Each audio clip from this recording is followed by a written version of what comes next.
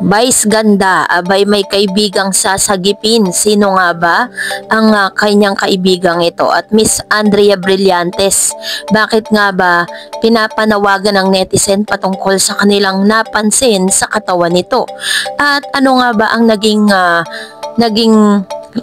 reaksyon nitong si Miss Marian Rivera matapos magtagpo si Miss Karil and Mr. Dingdong Dantes. Ang lahat ng yan, but before that, if you haven't subscribed yet to my YouTube channel, please don't forget to like, share, and subscribe at i-hit mo na rin ang notification bell for more showbiz updates. Of course, bago tayo magpatuloy sa ating updates for today's video, nais kong pasalamatan kayo for always watching and trusting this channel. Thank you so much sa inyong panonood.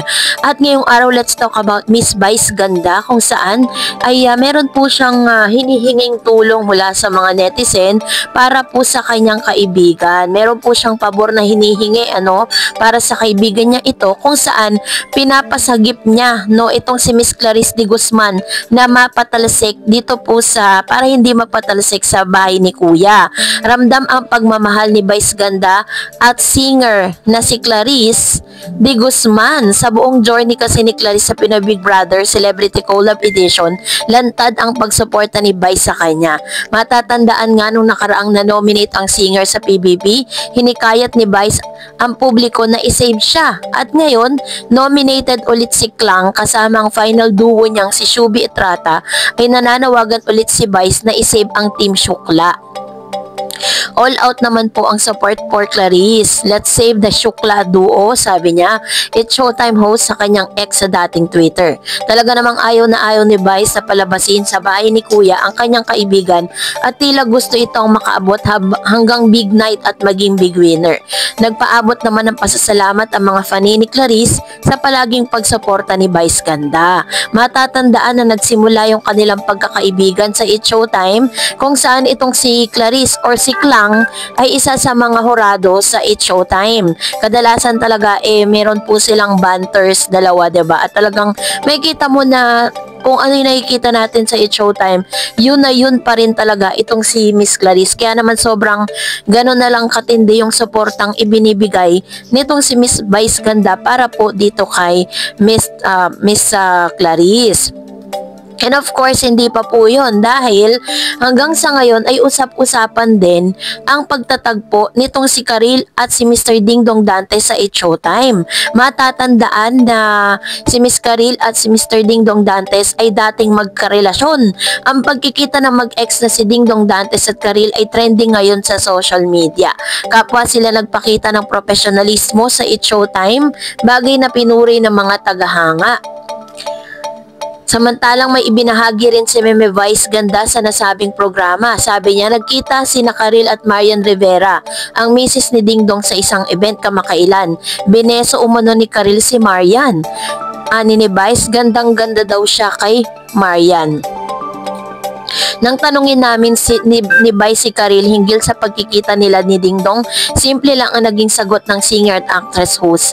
Nag-hi lang, hindi na siya nagbigay ng ano pa mang detalye. Hinangaan naman ng nasa studio audience ang kalma feelings ni Karil. Classy at mahinahon daw si Karil sa naturang sitwasyon. Pareho ring may kanya-kanyang pamilya na ang mag-ex. Kasi matatandaan po ninyo na dati kasi bago po naging magjowa itong si Mr. Dingdong Dantes at saka po si Miss Marian Rivera, ay karelasyon ni Dingdong si Karil.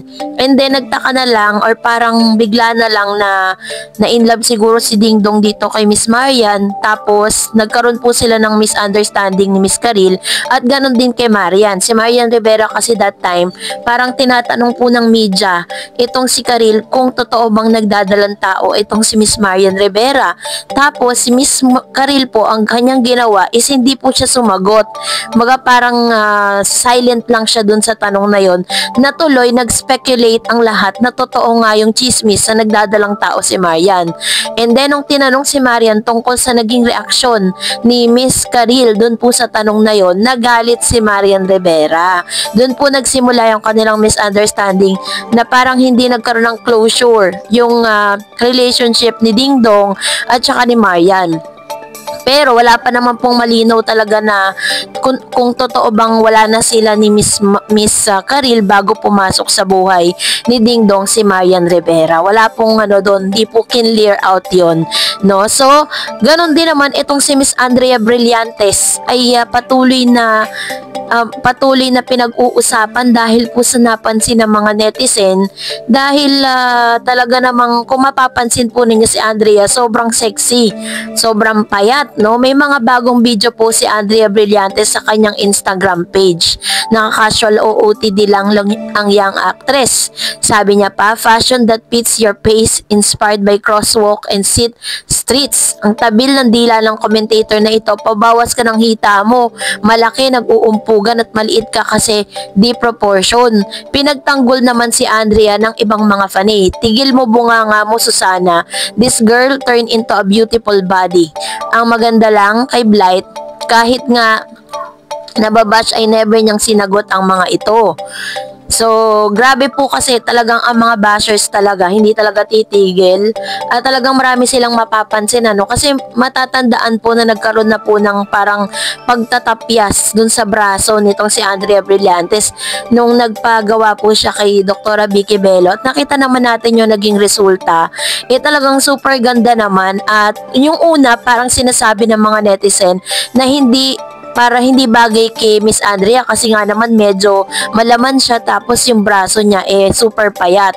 Pero nung tumagal na, na siya nung parang bumagay na rin kay Miss Andrea Brillantes. So matatanda na si Miss Andrea Brillantes ay isa sa pinakamaningning na star, at siya po ang isa sa pinakamaraming mga followers sa TikTok.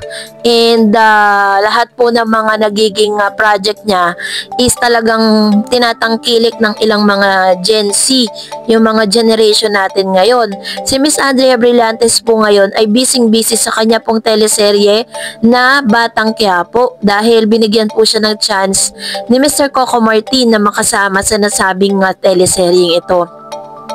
So, base naman po dun sa mga sinabi ng bashers towards Miss Blight or Miss Andrea Brillantes ay tila baga dead malang ang dalaga patungkol sa mga isyong ito. Kasi kung titignan naman talaga natin at kung susuriin natin, hindi naman po malaki yung hita ni Miss Andrea. Bagay naman po dun sa katawan niya, proportion naman. There are times kasi na ang mga bashers talagang hahanap yan ng kapintasan mo. Hahanap siya ng isang bagay na pwedeng ipintas sa'yo. Tapos, pipintasan ka niya dahil hindi niya kayang gawin yung ginagawa mo. That's really a bashers. Pero remember that those bashers are the silent supporters as well. Hindi naman po yan dadaan sa Instagram mo kung hindi po yan talagang fans mo yan, kung hindi yung talagang humahanga sa'yo. At kahit naman talaga sino, sa ganda at sexy at galing ni Miss Andrea Brillantes, marami naman talagang hahanga sa kanya. So, kaya naman maganda yung naging tugon niya dun po sa bashers. Dead mythology na lang ang dalaga. So that's it for today. For more videos and updates, please don't forget to like and subscribe.